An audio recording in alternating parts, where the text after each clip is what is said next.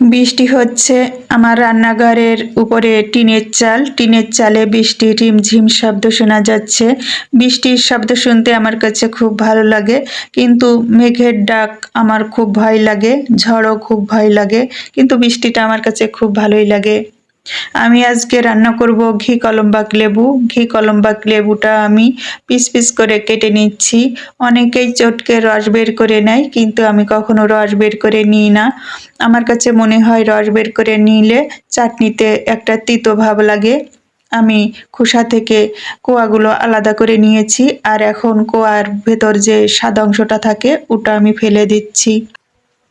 লেবুর যে খোসাগুলো আমি কেটে রেখে দিয়েছি ওগুলো আমি ফেলে দেব না, ওগুলো আমি রেখে দিয়েছি। আমরা ওগুলো ভাত দিয়ে খাই, ভাত দিয়ে খেতে লেবুর খোসা খুব ভালো লাগে। আমার কাছে তো লেবুর রসের থেকে লেবুর খোসাটা খেতেই বেশি মজা লাগে। আমি রান্না করতে চলে আসলাম। তরকারির চামচের 2 চামচ তেল আমি কড়াইতে গরম করতে দিয়ে দিয়েছি।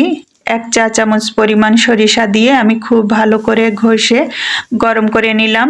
আর এখন সরিষা ফোড়নটা আমি উঠাইয়ে রেখে দিচ্ছি। এটা আমি রান্নার শেষের দিকে দেব, তাহলে চাটনিতে খুব সুন্দর একটা কালার এবং ঘ্রাণ আসবে। আমি 500 গ্রামের মতন জল দিয়ে দিলাম। 1 চা চামচ পরিমাণ লবণ, হাফ চা চামচ পরিমাণ হলুদ ও 2 চা চামচ পরিমাণ চিনি দিচ্ছি। এই চাটনিতে চিনিটা একটু বেশি লাগবে। আর বেশ কতকগুলো খেজুর আমি ভিজিয়ে রেখেছিলাম আগে থেকে, সেই ভিজানো খেজুরগুলো দিয়ে দিলাম। এখন আমি 1 কাপের মতো দুধও দিয়ে দিলাম। চাটনিতে এখনই খুব সুন্দর কালার চলে এসেছে। আমি এখন লেবুর কোয়াগুলো দিয়ে দিচ্ছি আমার চাটনিটা রান্নার শেষের দিকে। এই লেবুর কোয়াগুলো দেরি করে দিলে খুব সুন্দর লেবুর ঘ্রাণ হয়, লেবুর ঘ্রাণে চাটনিটা ভরে যায়। আমি চাটনিটা নামিয়ে নিচ্ছি। নামিয়ে নিয়ে যে ফোড়নটা আমি রেডি করে রেখেছিলাম ওই ফোড়নটা আমি এখন দিয়ে দেব। আমার হয়ে গেছে চাটনি রান্না। ভালো থেকো বন্ধুরা, আমাদের সাথে থেকো, লাইক করো, কমেন্ট করো, আর তোমরা খুব খুব ভালো থেকো।